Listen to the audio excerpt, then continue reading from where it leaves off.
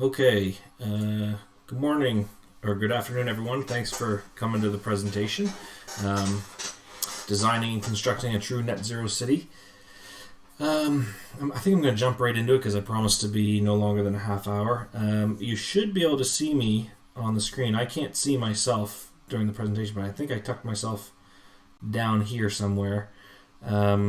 This is the first time using this screen recorder. I've never really done a presentation like this before, but I'm excited that the time has come where I put this idea out there, and a lot of people signed up, and a lot of people are hopefully viewing this right now, and so that's pretty exciting. But I think I'm going to jump right into it. I can't see myself down here, so I don't know what I look like, but I'll probably use my hands a bit to explain some stuff, and we'll take it from there. So I'm just going to jump right into it. Designing and constructing a true net zero city. So I promised it would be about 30 minutes long, so I'll try to keep an eye on the clock here and make sure I don't go too far over that.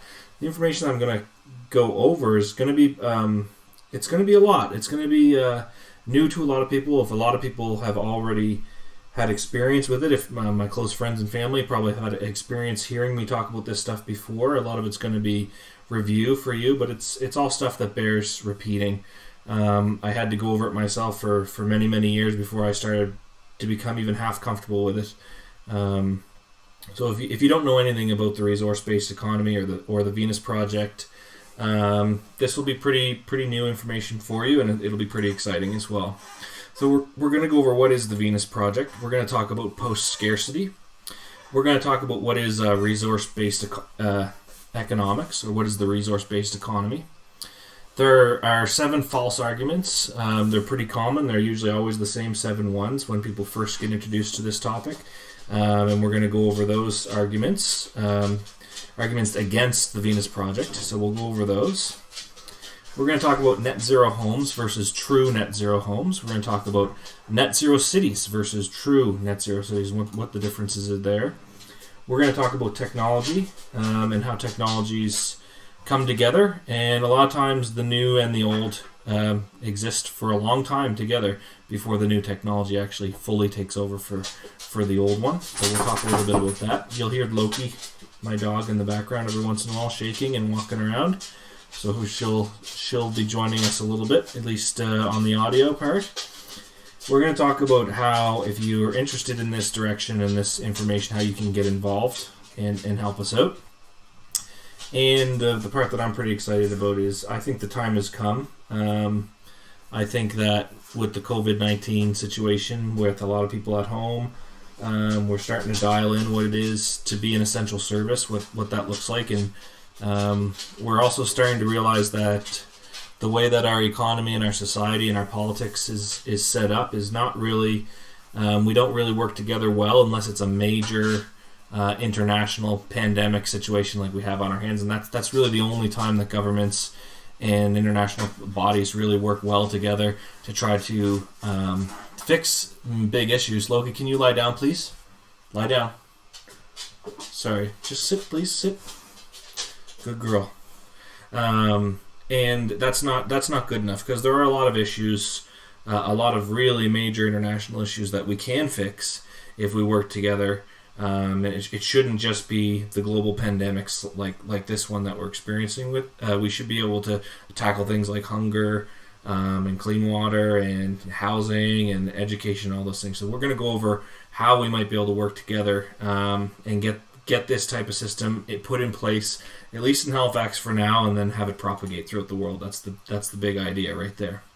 Before we get started, you have to know that if you've never heard about any of this stuff before, you're at the beginning of a pretty exciting journey.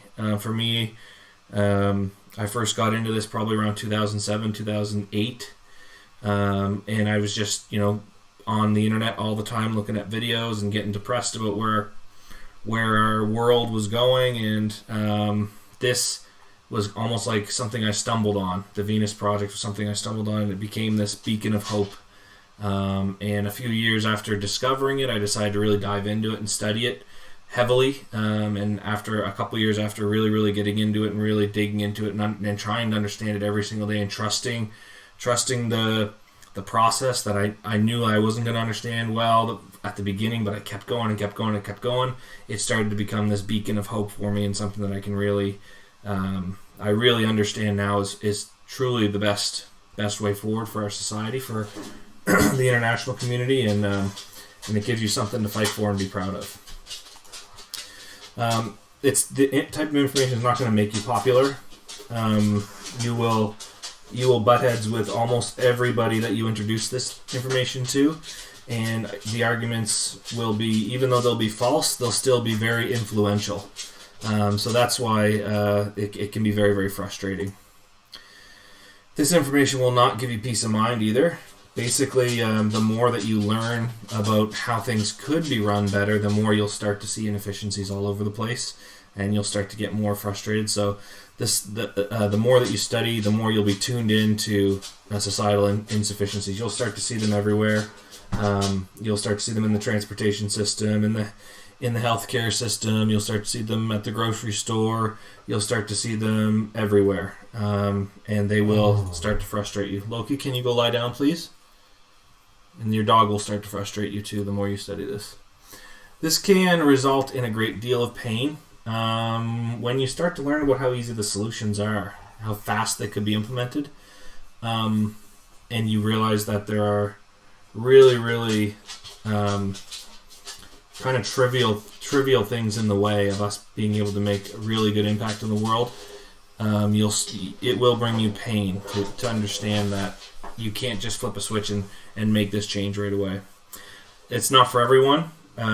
So if it starts to get a little deep or a little heavy, then you should just switch it off, because we don't need everyone. This is not a movement of democratic consensus, so we don't need everyone to be involved. We're going to do what's best for everyone anyway. Even if you don't know that it's happening, it's going to happen for you.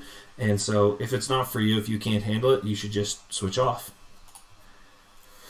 You'll likely not accept the information right away. So there's a lot of reasons for that, which I won't have time to go over.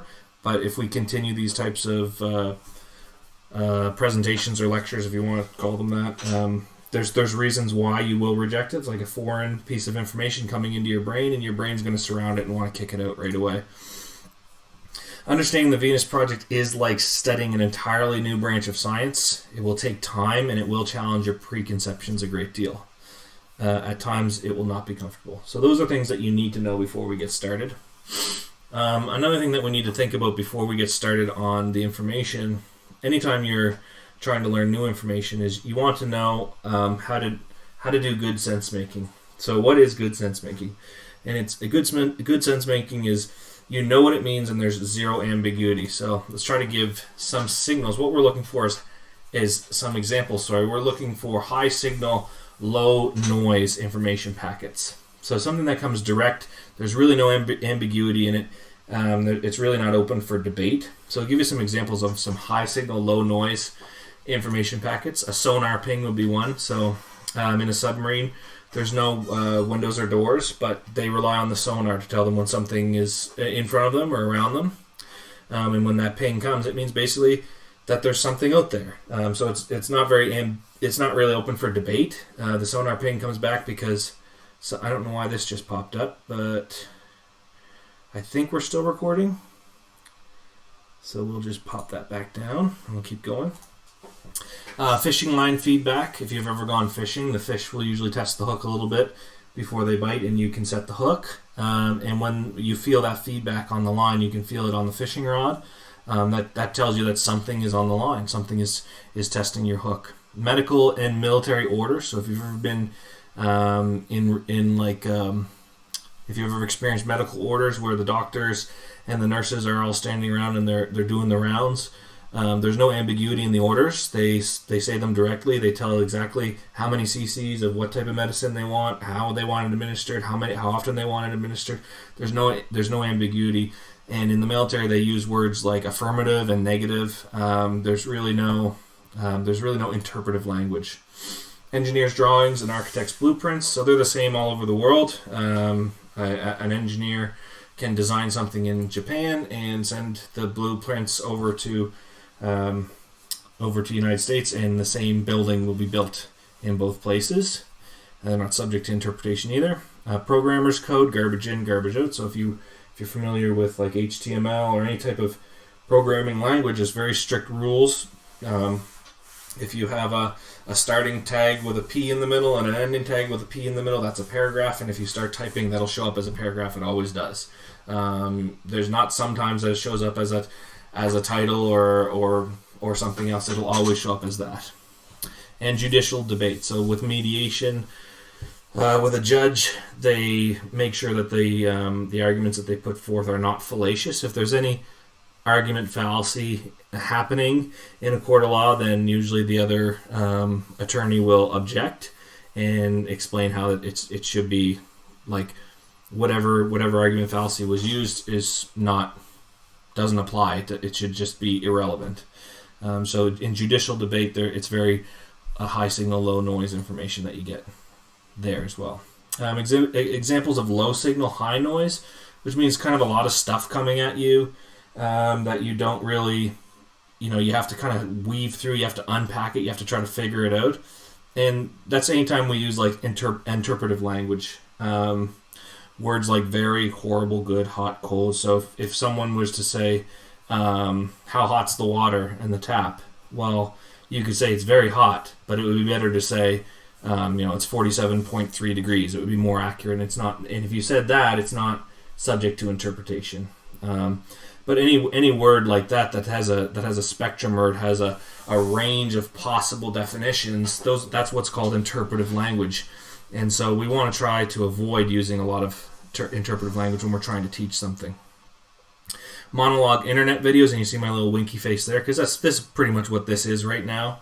But when there's a long monologue internet video with nice slides and transitions and music in the background, there's very few opportunities for someone to interject and say, hold on a sec, what you said back there didn't make any sense, and to challenge the information. So you got to be careful of watching these really long internet videos and getting sucked into the information that's not being challenged, is not being argued against.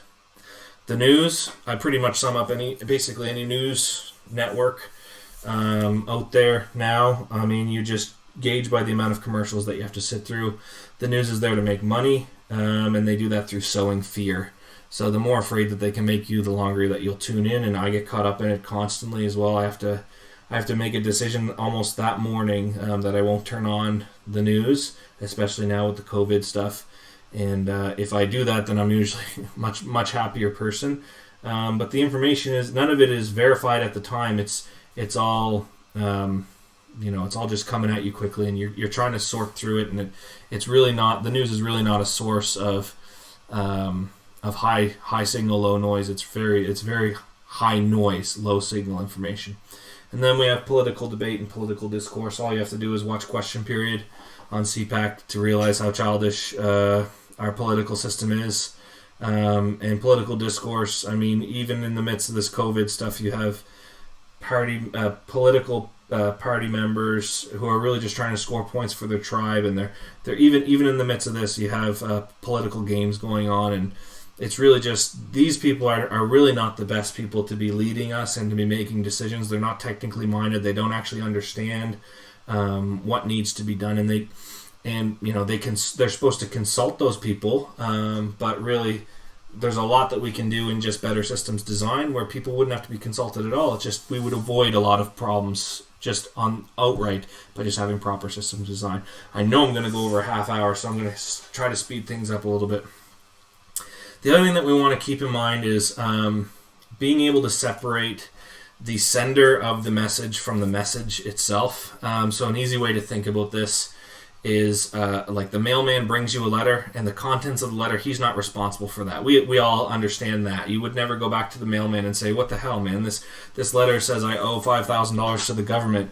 Like, that's your fault, or you're an idiot, or don't take the mail from that guy. Did you know he cheated on his wife? Like, we don't do that stuff with the mailman. So we really should not do that with any type of information from anybody. You have to work on I wish this thing would stop popping up, but there's probably a way to make that stop happening, but I'll figure it out next time. What we really have to do is separate the sender from the message that they're sending, because the message that they have, it's irrelevant where it came from. We need to, in science, we don't we don't criticize the experimenter. We criticize the results of the experiment. So we really want to try to do that with good sense making as well. Try to distance yourself from the sender and try to evaluate the message of the sender. Because anytime what people want to do is they want to hang labels on people. And this is really bad for politics. That's why partisan politics is so bad.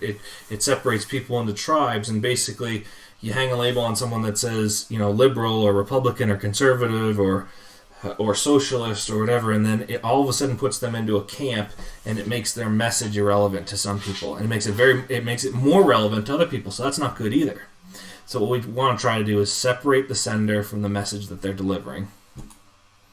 A little bit about me. Currently work as an energy advisor, project estimator for the residential energy sector. So I sell heat pumps, solar energy, and geothermal heat pumps, spray foam insulation, all that type of stuff to make your home more efficient. I am knowledgeable in building envelope design, high efficiency mechanical and electrical equipment, and energy production. I'm also a CNERP professional, which stands for Canadian National Radon Protection Protocol, I believe, or plan. I should probably know that. But radon is a soil gas that comes into your house primarily a lot of times in the wintertime, and it can give you cancer, and I know how to detect that gas and also mitigate it from your home. Residential net zero systems designer. I've designed several net zero systems for homes. One that I'm very proud of out in St. Margaret's Bay, which was a massive project for a huge mansion out there, and that's one of my favorite projects. It's a really cool project that I've designed all myself, and very, very proud of that. I've been advocating the works of Jacques Fresco and the Venus Project since 2011. I've probably been studying it, like I said before, since 2007, 2008. As you'll see, once you get into this stuff, if you haven't gotten into it before, it's not going to be something you're going to feel comfortable advocating right away. It takes some time before you feel like you have the knowledge, because it's quite extensive, and it's quite there's quite a lot of information there. So key terms that I'm probably going to go over, you're probably going to hear me say, is differential advantage, dynamic equilibrium, emergent properties, interpretive language. I won't probably say them all. I'll just go through them one at a time here. Differential advantage. This is. Oh, geez, how can I explain this? Differential advantage is basically what we want to try to focus on is the equality of opportunity, and we want to try to limit differential advantage. So if someone has more money than another person, then they can give their kids breakfast, and some other kids can't. They don't have their family doesn't have the money for breakfast. So already the one who didn't get breakfast before school is at a disadvantage. So those two kids, even though they're the same age, they go to the same school, there's a differential in their advantage, how they were able to perform that day. And that's just one thing. So what we want to try to do as a society is limit differential advantage among people and among nations as well. We want everybody to have the same opportunity, equal opportunity, equality of opportunity across the board. That's what we want to strive for. Dynamic equilibrium is like a bucket with a hole in the bottom. Water comes out the bottom, and you pour enough water in the top to keep the level of water at the same rate. So the level of the water never drops because you're always refilling the bucket, but the water's always coming out, and the water inside the bucket maintains, it stays fresh. Emergent properties are properties that they're things that only exist when the whole property works together. So to give you an example, a baseball game is an emergent property. So a baseball game doesn't exist if you just have bats, balls, players, bases, and a field. It doesn't really exist until the first pitch happens, and you have a batter ready to hit, and then once the game is in play, that's when the emergent property of the game exists. Emergent properties have several different components that all have to be working together in order to exist. And you can remove one thing and the whole emergent property ends. So for example, if you just took third base away, well, you can't have the baseball game anymore. Interpretive language, we've already gone over that, so we want to try to limit interpretive language as best we can. I'm going to say this a lot, designed in and designed out.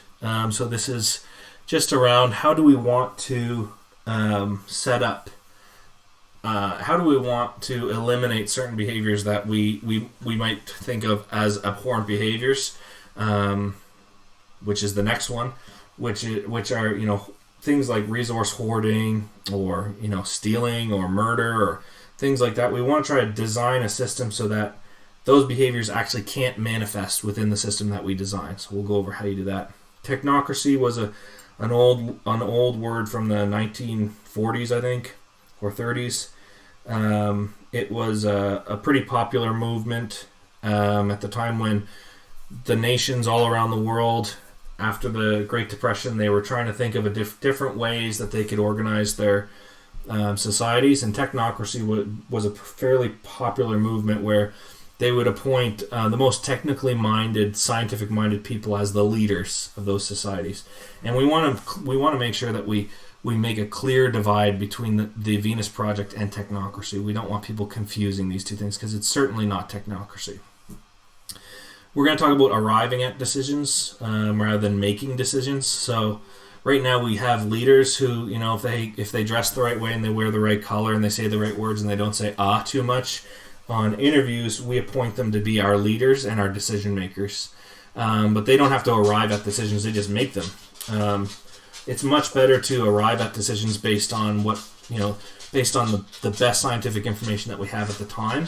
And we'll talk about how the Venus Project aims to do that.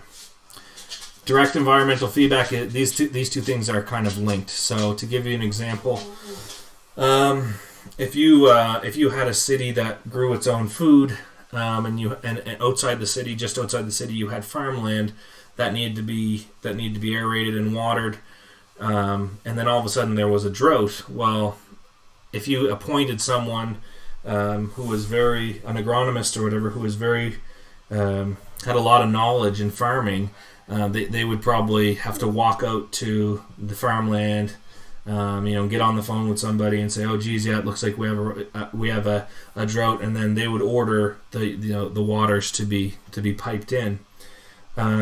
With direct environmental feedback, you don't need any of that human intervention. What you would have is just environmental sensors. For this example, right in the soil, so they would detect, and you would set them. You would dial them into a specific level of humidity that you wanted. I don't know if that's the right word, of how much water you wanted in the soil, and then as soon as the sensors detect a drop, well, it would just give you that much water back automatically. You don't need a guy to go out and detect and wait till the drought happens. You can have direct environmental feedback for things like that. Nothing things are things that exist in our culture that really don't do anything.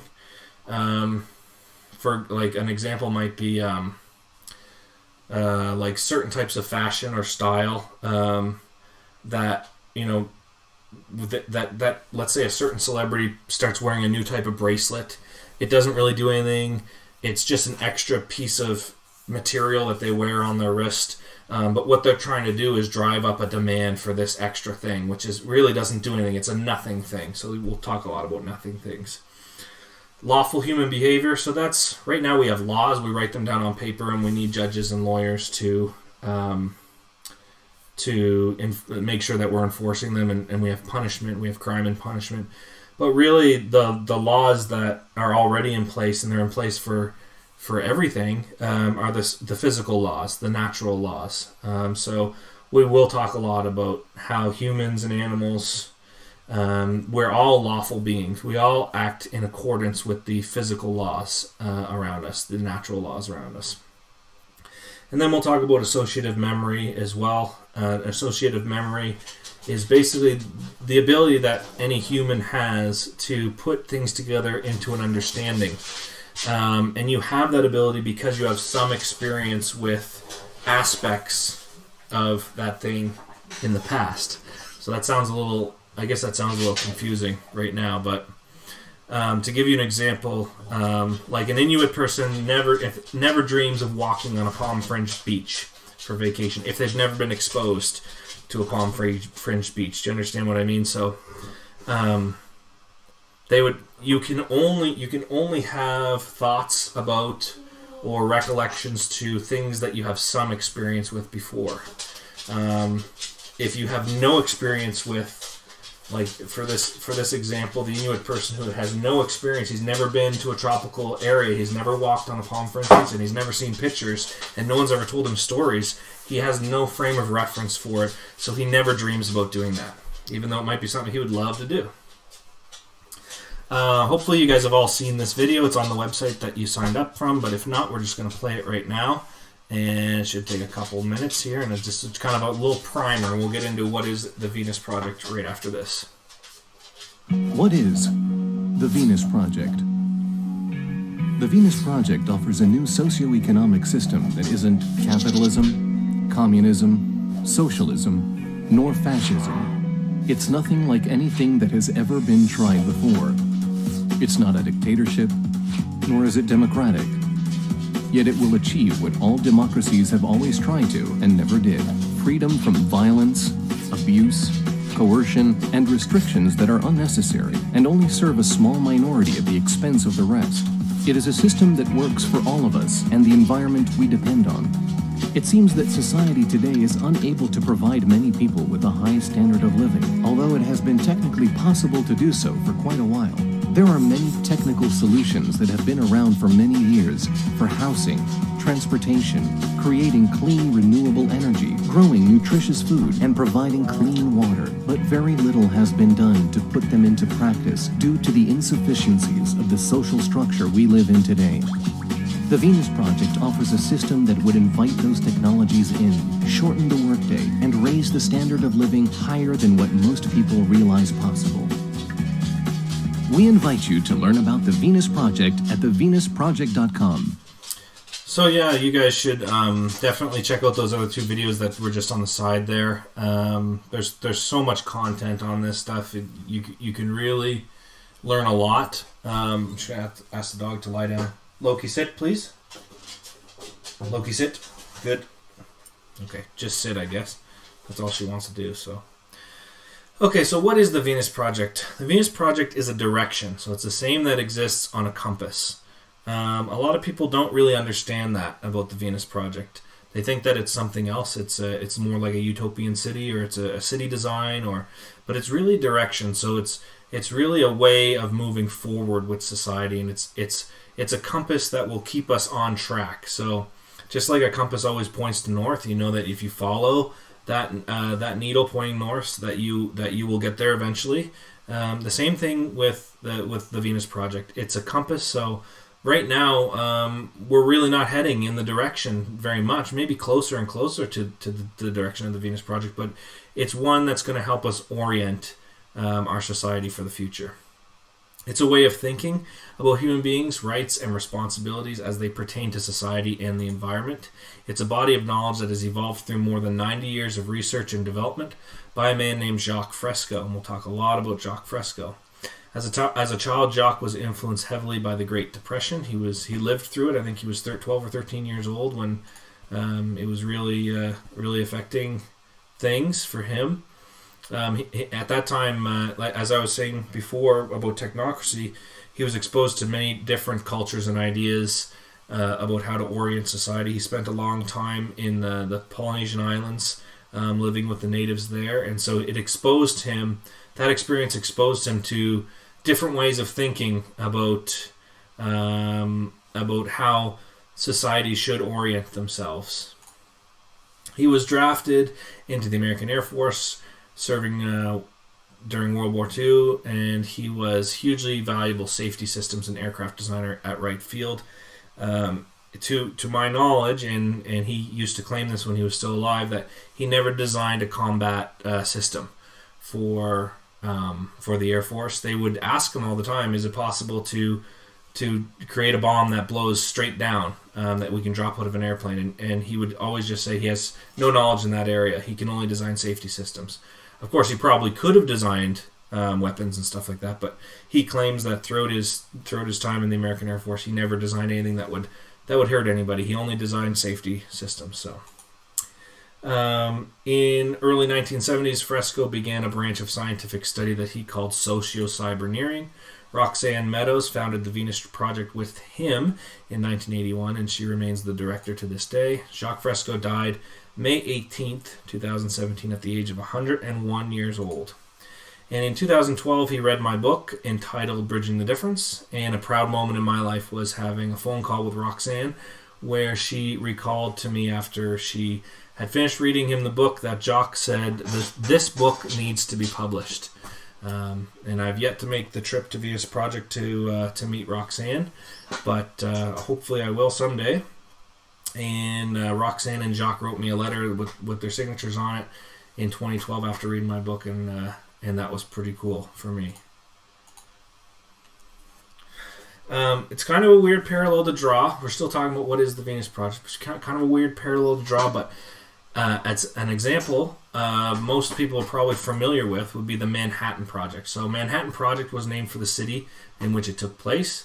It was a group of technically minded individuals who were tasked with developing the fusion atomic bomb, and they did that. And the Venus Project is the same. It's not the same thing. And the Venus Project is named for the city which it originates. It originates in Venus, Florida. And it was decided that the name socio-cyberneering was too unrelatable at the time in the 1970s. Today, most people would probably grasp the idea of cyber and engineering combined. So, like, the word cyber is more of a common part of our lexicon now, so people probably would grasp that idea of social and cyber and engineering all kind of shoved together, but in the 1970s that was way out there. So they just decided to change the name to the Venus Project. The Venus Project is a group of technical individuals who are tasked with developing and implementing a new socioeconomic system for our world. So that's the project that they're working on. What is post-scarcity? So what drives our economy? This will help us understand what drives our current economy. Will help us understand how do we move past our current economy. So right now we have what's referred to as cyclical consumption. We have an employer who gives a job to an employee, and both of these people become a consumer. And so we have to keep consuming. Employee makes some money, he buys some stuff. The employer has that money then to hire the employee so he can consume again. So it keeps going around and around and around. And that's why we're not really referred to as people by economists. We're referred to as consumers. And so basically what happens is the worker sells their time to the employer, and the employer gives the worker money. Okay? It's kind of how our economy works now. The employee sells their time to the employer to make products or services. Employer resells the employee's products and services at a profit. So this seems quite equitable until you realize that a person cannot separate themselves from their time. Like the way that an employer can separate themselves from the products they sell. A person is their time. A person's time then becomes the commodity. So if you think of, if I buy a microphone and I sell that, I can sell that microphone for more than I bought it for, and I can make a couple dollars. Well, I cannot go to work one day and still make that money if I have an employee at my shop that's able to sell that microphone for me. So I can put my things that I bought to work without me having to go to work. An employee does not have that benefit. They can't put their time to work and stay at home. An employee can't separate themselves from their time. So if a person is their time, then we have exposed here that the commodity the employer sells is actually the employee themselves. Since you're coupled to your time, what the employer is selling is just like the microphone. They're selling you every single day to make a profit on you. And so when a person sells part of their body or their whole thing for money, that's called prostitution. It is illegal, as is the ownership of fellow humans, and that is called slavery. So you put together the way our economy works, and you think about it in a little different light, and it can start to make you a little irritated, a little angry about how things are done. If you think about it, really, how things are actually done. I mean, people might call this semantics, but I don't think it really is. Think you have to take these things and beat them around in your head a little bit and think about that. Is it really more like slavery? Is it really more like prostitution that a person can go and sell themselves every day for money? And I don't know. So scarcity drives our economy. It's artificially produced, and it's maintained by patents, property laws, and licensing. So if I make something that could be very beneficial to society, like for example, let's say I discover refrigeration, I can put a patent on that and put it on a shelf, and no one else can use my exact method of creating refrigeration unless I give them permission to. Property laws, same thing. I mean, I can, if I discover a valuable material on my property, I can hoard that material and not share it with anybody. And then licensing, so I can teach you even a method of doing something. I can lock away. So I might come up with a different type of a different schedule of how to put together a wood veneer on a piece of furniture, and I could license that wood veneer scheduling, and I could teach people how to do it, and you would only be able to do that exact process if you consulted with me and gave me a little bit of a cut. Money hoarding, or monetary hoarding, so that we all know what that is. I mean, banks and rich people do it. If you have all the money, you've heard of the golden rule, the guy with the gold makes the rules. Resource hoarding, same thing. You can have a large piece of land. You can buy entire sections of the world now if you have enough money. And for whatever reason, because it's on a piece of paper, we give you the entitlement to all the resources that are in that section of land. Planned obsolescence, so we design things to wear out on schedule. They usually wear out, things like electronic components usually wear out a couple weeks after the warranty runs out, and that means you got to go buy another one. So it's a false. This is a false. It's a made up, a manufactured scarcity, because we can just build things better that don't wear out as quickly. Societal conditioning, fashion, design, style, calendar-driven consumerism, like Christmas time. It's Valentine's Day. It's Easter. You got to get your stuff now, right? It's really all just arbitrary stuff. Fashion, you can't wear brown boots during this time of year. You got to wear black boots, so you got to buy a different pair of boots. You can't wear long earrings during this time. You got to wear short earrings. So there's things like that. I mean, some of it is seasonal. Like, you don't want to wear shorts in the wintertime. I get that. But there's also all kinds of other things that's really just fashion and design and style. So a lamp that looked great and worked great in the 1970s, you can't put that in your house now. I mean, it's not the right design. It's not the right style. We have poor resource management as well. One example is replowing crops. Farmers, if they're not getting a good enough price for their potatoes this year, well, they just plow those potatoes back into the ground. They use them as fertilizer for the next year's potatoes. In a resource-based economy, that would be totally unacceptable to do, because obviously those potatoes represent food that should be shared with people who need to eat it, and they shouldn't be just replowed because you're not getting enough money for it. All this stuff is not to blame people for doing these things, because they're caught up in a system that operates this way. So it's really the system's fault. So it's not to say farmers shouldn't be doing that. Some farmers have to do that. They won't be able to pay their rent unless they get a higher price for their potatoes. So we have to understand all these things as working in conjunction. Everything is connected. Environmental externalities. That's someone saying, well, we want to take out some precious metals from this area, and it's going to create this nasty byproduct. But we don't live in this area, so we'll just dump the nasty byproduct into this river here.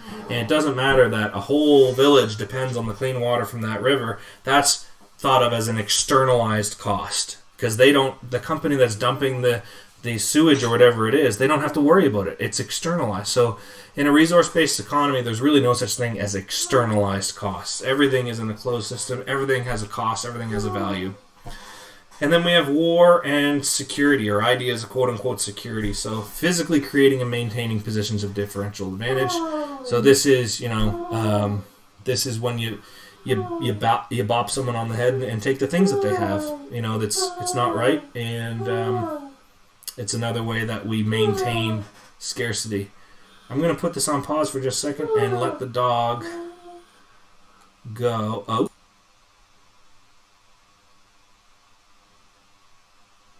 Okay, so I'm back. Let the dog out. Got myself some water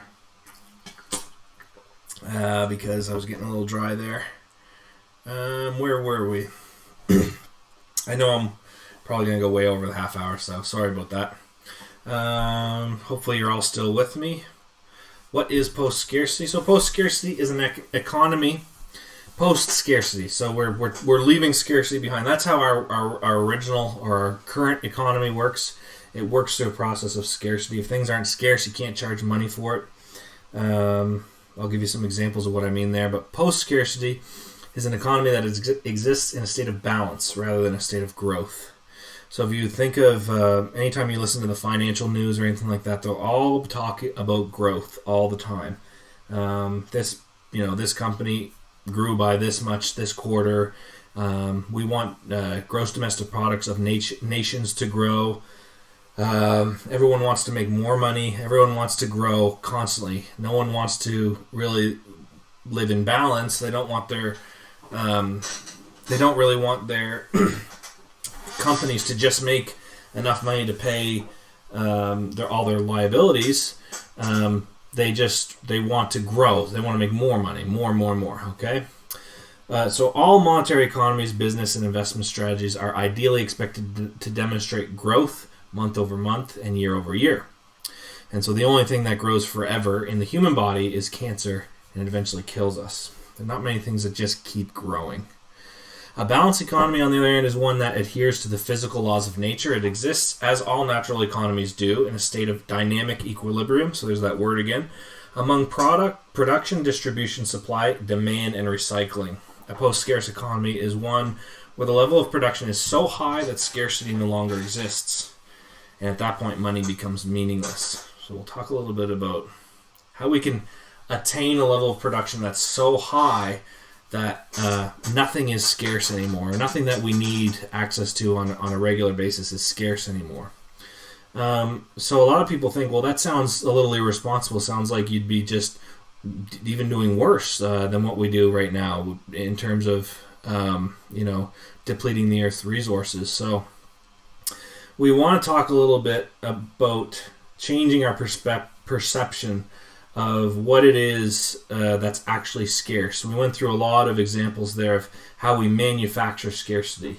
So if you drive by, any, not now because everyone's off the roads, but usually during a work day, you'll drive by large fields, parking lot fields in front of all kinds of buildings, and there's all kinds of personal vehicles there. And they're all empty, and they all have at least 4 seats. So in terms of having enough seats to move people around in the city, we definitely don't have a scarcity issue there. We have an organization issue there of how those seats are used up. So 90% of the time you're driving in a mostly empty car unless you're carpooling, which most people probably don't do.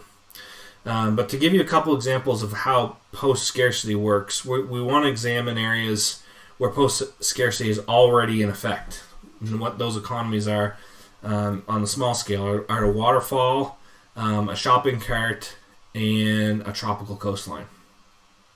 So a waterfall, natural spring waterfall, has fresh water. You can collect that water in bottles, and if you take it somewhere to a city and you put a name like Evian on it, then you can sell that for like $3 a bottle. But at the base of that waterfall, you can bottle it all day long. You won't be able to sell it to anybody at the base of that waterfall because they have the same access as you do to the fresh water coming off of that waterfall. It's abundant, it's clean, it's available. You're standing right there. So is the Evian guy. He's not going to be able to sell you anything. You wouldn't buy anything from him. There's no scarcity there. He's not going to be able to sell you a bottle of water. Shopping carts. This is an example of why we don't actually have to keep producing shopping carts. We just have to make sure that there's always more than enough on hand. So if you ever go to a shopping mall and you want to have access to that shopping cart because you need to hold your groceries, that's why we use them. There's always more than enough shopping carts, but they don't keep delivering brand new shopping carts. They find a balance of how much are typically being used, and the manager of the shopping mall or the grocery store never wants that reserve amount of shopping carts to be depleted, even down to like 10 or 15. He wants a good 25, 30 shopping carts available at all times. Because the one time you go to the grocery store and there's not a shopping cart available and you need it, well, you'll probably select a different grocery store next time.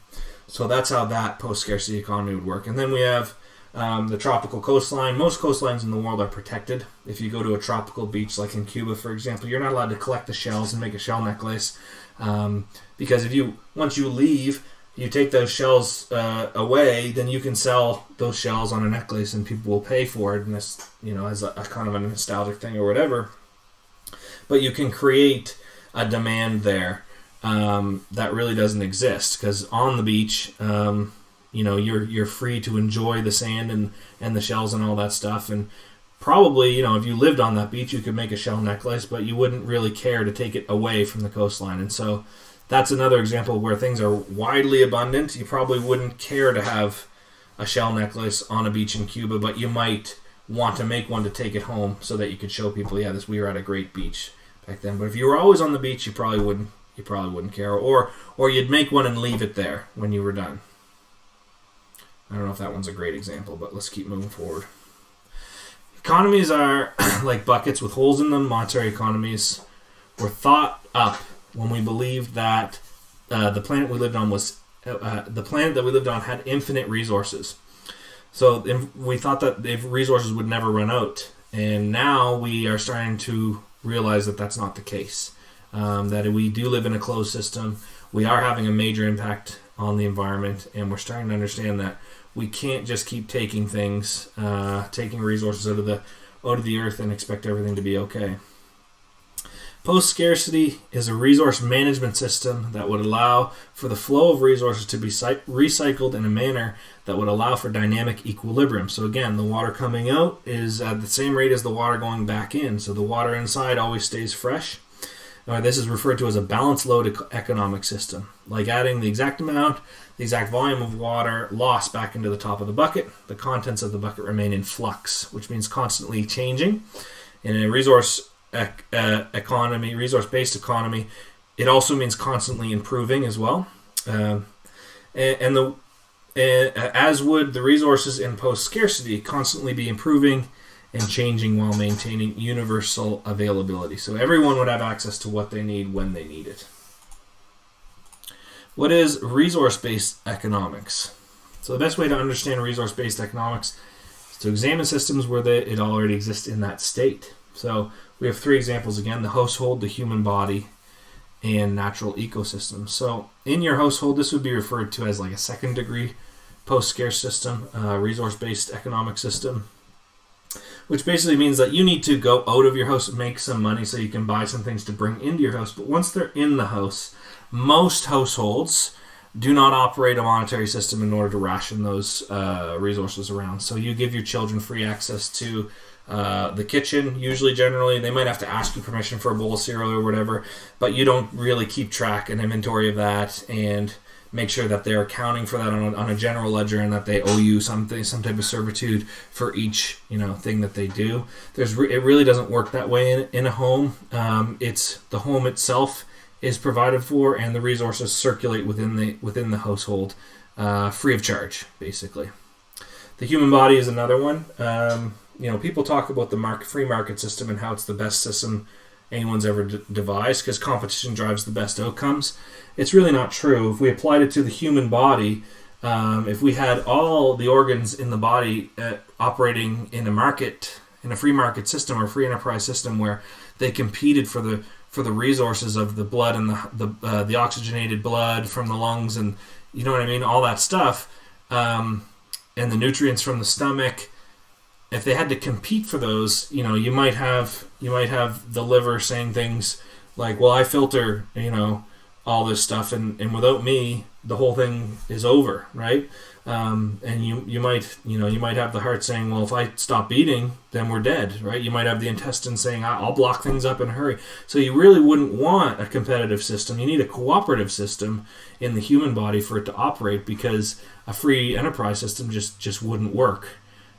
So what we have in the human body is a brain that makes sure that every single organ in the system, every system within the system gets exactly the resources that they need in order to do their job. Because it's only when all of the systems are working together, this is where we come up with that term emergent property again, does your body actually exist and maintain life. And once you knock out one major vital system, that's it. The rest of them, it doesn't matter it doesn't matter how good shape your heart and lungs are. If you take the liver directly out of the body, you're not going to survive very long. I don't know. I'm not a doctor. I don't know if that was a great example, but we'll keep going. Natural ecosystems. So this is pretty basic stuff. Closed ecosystems. Vegetation is eaten by certain animals, and then other animals eat those animals. They die, they fertilize the ground to allow more vegetation to grow. So ecosystems operate in balance, and we see what happens when you take out even just one species of insect or whatever out of the pond. Then the frogs don't have enough to eat, or sometimes you introduce too many of a certain type of animal into an ecosystem, and that has other issues. The herd doesn't get culled the same way by the predators if we get rid of the predators. So it's all a working balance. It's all dynamically equilibrious, and it all operates pretty well without money. So resource-based economy. This is the resource-based economy timeline. Right now we're in the educational phase of this, so we're really ramping up in the last few years the exposure to the resource-based economy and the Venus Project. How many people know about it is crazy. But when I first started talking about this in 2011, even most people in my family looked at me like I was crazy. We argued all the time, and now I have a lot of people, a lot of my friends and family are resharing my posts. They're getting involved. They're liking this direction. They want to learn more about it. So we're in the education phase, research and development, continuing at the Venus Project since the 1930s. There's publications in major scientific journals and magazines, Jacques Fresco Lecture Series, the Venus Project Lecture Series, appearances of Jacques Fresco and Roxanne Meadows on many documentaries. There's so much information if you want to get into this. It's really, really a great amount of information. It's a great time to be able to absorb a lot of it. The next step is the Center for Resource Management. This is already underway. The plans have been developed. There's construction underway for 1/8 development of the Center for Resource Management in Venus, Florida. They're still fundraising. They'd love to be able to build the entire city, but the way the system works is you only have to build the first 1/8 to really get a good demonstration of how the city's going to work, because you really just kind of replicate that 1/8 slice all the way around the circle until it's complete, and you stop the production that way. I'd like to click on this link to show you guys just how impressive some of the stuff is. You can take a virtual walkthrough of this is what the city's going to look like here. So there'll be hotels and stuff that you can stay at. This would demonstrate the different rings of the city. And so you can go through here. There's the team that's putting it all together there. So there's a lot to it. This isn't just an old guy in Florida anymore who everyone thinks is crazy. This is a growing movement. This is happening. We're well on the way. This is going to be built in the next couple of years, and then we're going to keep moving forward. The first resource-based economy emergent city needs to be built. And there's no reason why it couldn't be built in Halifax. So when that happens, we'll really, really start to be able to demonstrate what it means to live in a post-scarcity environment. And we'll really be able to, get highly influential people interested and involved in wanting to promote this direction. And then when that happens, eventually there'll be a critical mass of individuals. We'll be building more cities, more true net zero cities all over the world. Once there's a critical mass of individuals already living in a post-scarcity environments, we'll be using less and less of the monetary system. Then the time will be right for a body like the United Nations or somebody to bring everybody together and declare the Earth's resource as the common heritage to all the world's people. And at that point, hopefully it'll happen, in the next 50 or 60 years or something like that. But at that point, the monetary system will be so minute, it really won't have a large impact on most people's day-to-day lives, and we will have started into that next stage of evolution that the Earth desperately needs us to be into. So we have an economic system right now that is disconnected from the resources it seeks to manage. $1 does not represent a certain amount of oxygen or plant life or biomass, water, food, or precious material. We have what's called a fiat currency, so it has no physical reference. We could fix the some people say, could we fix the monetary system and make it more resource representative? We used to, in the 1960s, we used to have the gold standard. So some people say, well, why don't we just go back to the gold standard, for example? And some of these solutions are put on the table, but it's interesting that we keep bringing up these solutions, and to me, and hopefully it will turn into this for you too, the more you study, is you start to realize that this demonstrates what an addiction that we have to money. And it's an imaginary commodity that doesn't really exist. And if people threaten to take it away, the first thing we think is, how can we change things to hold on to it? When really it's not necessary at all. It's an imaginary commodity. It's not only is money not backed by anything real, more and more it physically doesn't exist either. If you think of your credit cards or debit cards, they're just all numbers on screens right now. If we were to return to the gold standard and you didn't have any, you're going to be trading on a fiat basis anyway. So, you're really only going to have wealth if you have gold that will rise and lower or rise in value with the currency. If you don't have any in reserve, then sorry, I think let's just ignore that one for now. We'll come back to that. The gold standard also leaves the door open to the establishment of positions of differential advantage, and that is the root of all the interpersonal international conflict, as I went over before. The one with the gold makes all the rules. So it's not going to, if we were returned to the gold standard, it's not going to change that kid who can't afford breakfast in the morning before school. He's still going to be going off to school at a disadvantage, and we want to try to limit that. So this is, I'll probably go through this way too quickly, and it might not sink in, but it might be something that you might want to pause and go back to and see over and over, because it's not something that is going to seem real, but it is real. This is the way our monetary system works. So I've tried to make my example here very simple. We're going to pretend that there's only $10 in circulation for this example. And I'm going to try my best to demonstrate the fallacy of monetary economics. So Jim has $10 that he deposits into the bank. And there's his money going into the bank. Now the bank reserves are now $10. The bank is allowed under the under the fractional reserve lending criteria, the bank is allowed to lend out 10% of its reserves on loan.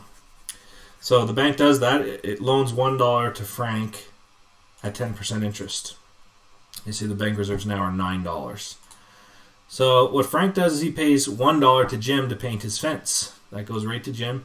And Jim deposits that $1 back in the bank. So in his mind, he's deposited $11 in hard currency. The bank should have $11 on reserves. I mean, if he just kept that in his pocket, he'd have $11, right? All he did was deposit into the bank. There should be $11 in the bank, but there's not. There's only $10 because one of those dollars was already his. It just got recirculated through Jim. So Frank pays back his loan with interest. I'm not sure where he got that other dollar, but he does do that. And so now the bank reserves are $10.10. That's the 10% interest that Frank paid back. Okay, so we somehow came up with another 10 cents, even though we started with only $10 in circulation. So this example demonstrates the inherent insolvency of banks. So Jim himself, he deposited $11 in hard currency into the bank, but the bank already can't satisfy his withdrawals if he wants to withdraw all his money. They only have $10.10, even though he deposited $11. And they don't have any loans out right now. So they don't have any loans out. Jim deposited $11, but they can only give him $10.10. So the bank is insolvent. Where does Frank get the $1.10 to pay back? Because we didn't create that. That money didn't exist in circulation. Jim has $11 somehow, even though we only started with 10. And also Frank needs to pay back $1.10. And then we have the other issue of now the bank is allowed to lend out $1.10 under the terms of fractional reserve lending. So the 10 cents that came back is completely made up. I don't know where that came from. And when the bank lends that $1.10 out again, we're going to get another cent that's completely made up. So this example here, Jim has $11 in the bank, even though the bank only has $10.10. The bank is insolvent by 90 cents. 10 cents is completely illegitimate. Like, we have no idea where Frank got the 10 cents interest to pay back because it didn't exist in circulation, right? So 10 cents is completely illegitimate. And when they reloan based on fractional reserve lending, the other $1.10, they're going to make another cent that's completely manufactured. So this is the way that banks actually work. They manufacture money constantly. Every time they loan money, they manufacture it out of thin air. And it totally dilutes the value of the currency, and that's why things keep going down in value. So this is a good part. You've been living in a dream world, Neo. So what is resource-based economics? It is the reclaiming of the economy of the world based on physical reference. It is the intelligent management of the resources of the earth without the hindrance of the monetary system. It is the implementation of a system of production distribution based on the availability of resources and their carrying capacity of the earth.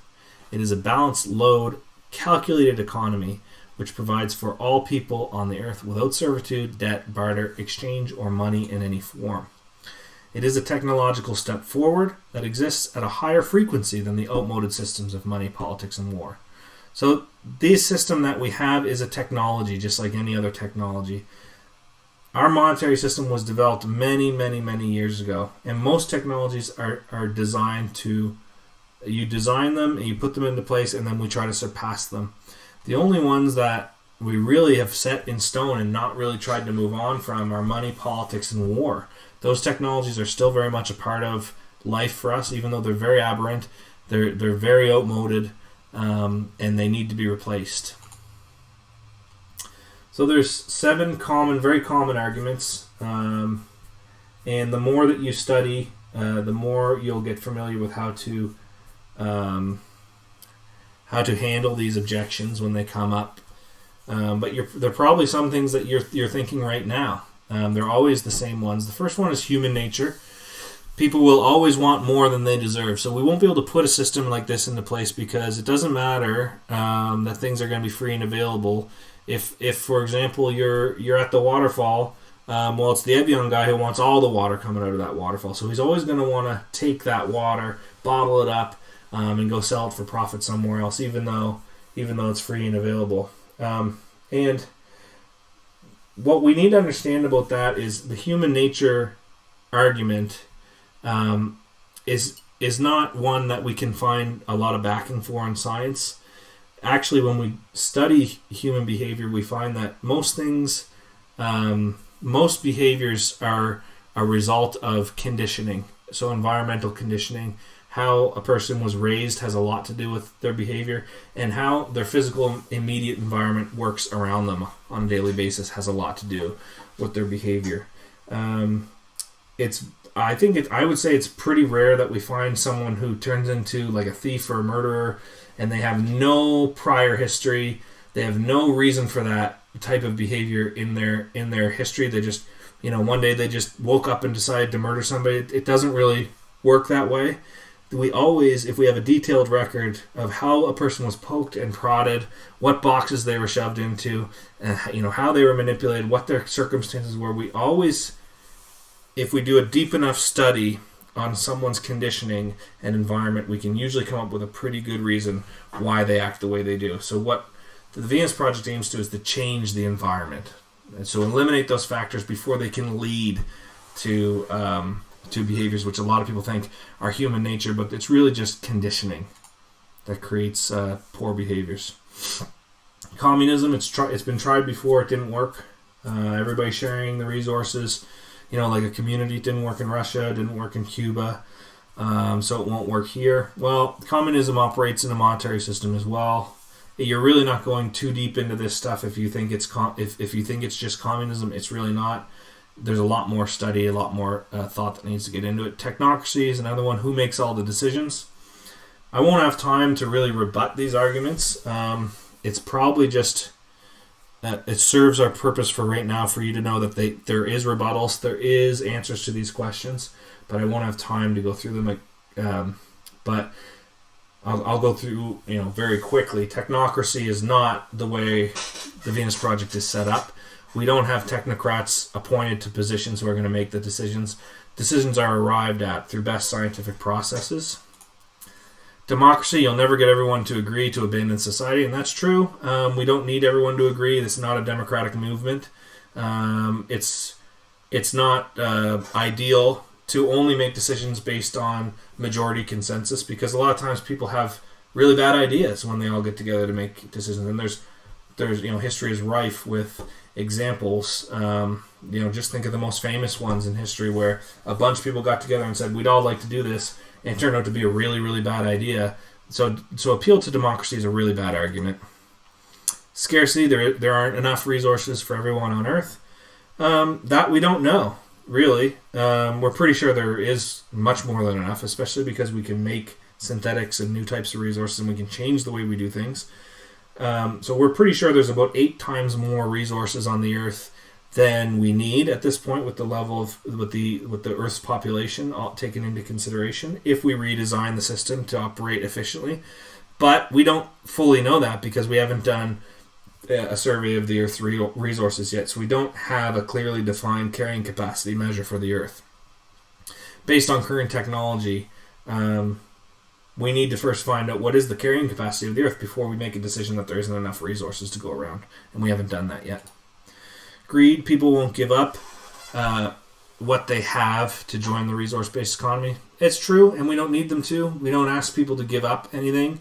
We're actually only going to open the doors on an environment like this, and people will voluntarily decide to move into these cities. They'll voluntarily decide to take on this way of life because it's going to be simpler, easier, faster. The food's going to taste better. The healthcare is going to be better. It's not something that you can really compare to the way things look now and say it's going to be a little bit more the same. It's a completely different way to orient the society, and it's a quantum leap forward in standard of living that nobody, even the richest billionaires in the world won't be able to match the standard of living that we'll be able to develop with the Venus Project. Incentive, people will not do anything if all their needs are met and they don't need money. We need people to be paid to do work that no one else wants to do. No, we don't. We can design out the dirty, dangerous, and mundane jobs, and that's what we seek to do with a true net zero city. People don't really have to go around collecting garbage. They don't really have to do dangerous jobs. We can design out so many of the things that people don't want to do, and we can automate a lot of the other jobs that would need to get done. But we can also just redesign city layouts. We can design how resources are moved around in the city. With better design, we can shunt a lot of those occupations that really are they're really not necessary in an environment where we operate in a post-scarcity or resource-based model. So that one is and if people aren't incentivized, even though they're free to learn new things and go to university and get a new degree or learn how to play an instrument or travel the world, if they don't want to do any of those things, that's not a problem. We don't want to require anybody to have to punch a clock to earn a living. We want to provide for people, give them what they need and what they want, as because everything should be thought of as a basic human right. You should have the right to live in a home, to eat good, nutritious food, to be able to go have recreation, to go to school and learn what you want. And you should have medical care. And you should be able to travel. You should be able to do all these things free of charge. They should be thought of as basic human rights. We have the technology to do it, and really the only reason why we don't is because of the monetary system that stands in the way. I hope that I'm not going way too fast, even though I'm way over the half-hour point. There's still quite a bit more to talk about here, so I'm going to keep going. Let's talk about net zero homes. A net zero home produces enough energy in the calendar year to completely compensate for its electrical demand. So we do that with solar energy, and there's the graph that we use when we're designing a net zero system. This one's even, so 33% electrical, structural, and mechanical. But that graph can change based on how good your home is in any one of those three ways. So structure, like basically, if you have a really good structure, really tight building envelope, then you won't necessarily need to produce as much power. You won't really need to have as efficient mechanical equipment, and all these things are subject to change a little bit. So for a structure, if you want to make it really easy to net zero your house, you're looking for a tight building envelope as possible. You want to upgrade your insulation. Passive built structures are good for net zero. They require because they hold on to the heat that they're created, and they're cooled very, very easily. They're very easy to compensate for the electrical demand because it's not very high. Passive solar heat due to window position and orientation of the home. If you're building the house new, you can say, I want it oriented this way. I want tall windows in this section so that it heats passively. And you want to prevent air leakage, spray foam insulation, upgraded windows, weather stripping and caulking around your windows. Now keep the tightness of your home. Mechanical, you want very high quality heat recovery ventilator. So we have a heat recovery ventilator that when it's 90% of the time when it's operating, it's maintaining 80% of the heat inside your house, and that's the type of HRV that you want to install in your home, because you want to circulate air from the inside to the outside, because especially if you have a really tight house, but you also want to maintain the heat part of that circulation. You don't want to just be losing that in the wintertime because it costs a lot of money to heat your house. Efficiency air. You want a high efficiency air-to-air heat pump for heating and cooling. You want high-efficiency air-to-water heat pump for domestic hot water or in-floor radiant heat, or both. And you want high-efficiency electrical appliances as well. So you want to reduce the amount of electricity that you spend in just operating your house. So you want high-efficiency electrical appliances, range, refrigerator, microwave, dishwasher, all the inner guide stuff. And then, of course, we're going to go to electrical. If you don't already have 200 amp service, you definitely want to upgrade to 200 amp service so that you'd be eligible to interconnect and have solar panels on your roof or in your backyard. You want to have a design and install solar array to compensate for the annual demand. So you're going to produce a lot more in the summer than you produce in the wintertime, just because the sun's at a better spot. But the way the interconnection net metering contract goes is it's a credit system. So even though you're producing less in the winter, you're using those credits that you overproduced in the summer to compensate for that demand. So it's on an annual basis that your net zero applies. You want to tie the array into a hybrid off-grid / grid-tied inverter. So basically that means, which is important, a lot of people don't get this with solar. They think just solar panels on the roof, great. If the power goes out, I still got power. And no, you don't. 90% of the solar arrays out there, if the power goes out, it doesn't matter if it's been sunny for 3 days. If the grid's down, you are not able to access your own power that you're producing on your roof. A lot of people don't get that, and it's very important. So you want to make sure that you're using a hybrid off-grid / grid-tied inverter so that when the grid goes down and it's sunny out, you still can power your home. It's very, very important for secure backup compatibility. You want to install an EV charger as well. Gas-powered vehicles are going to be a thing of the past pretty quick.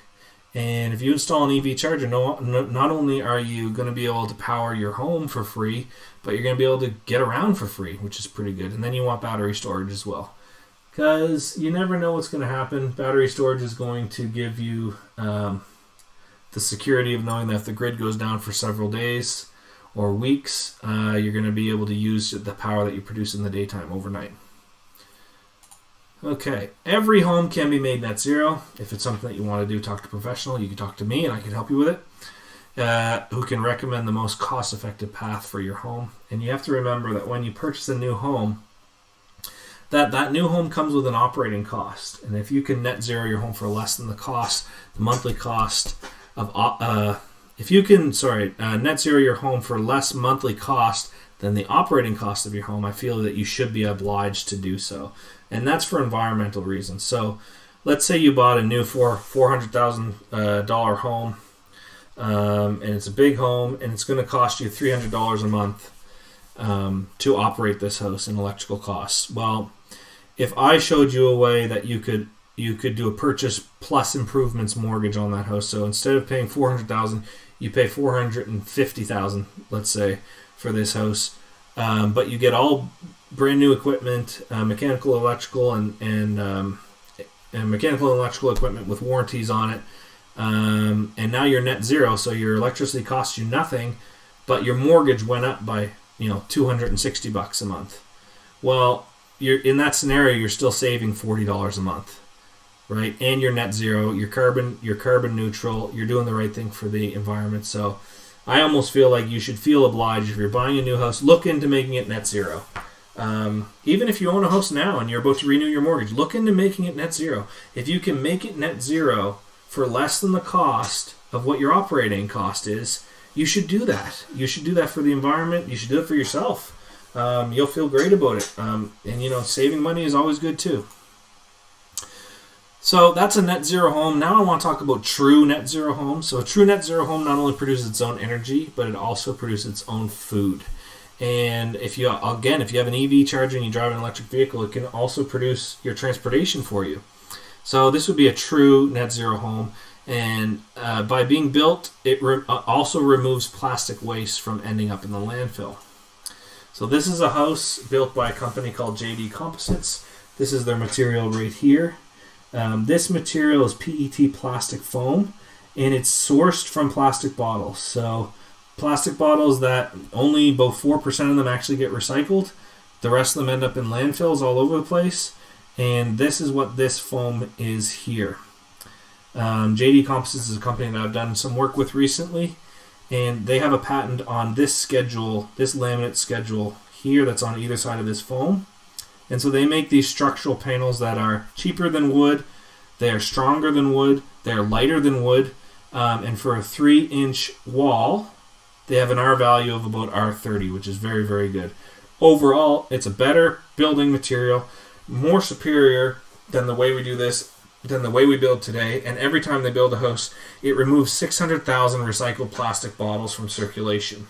And their houses are beautiful. So this is another one of those better in every single measurable ways things.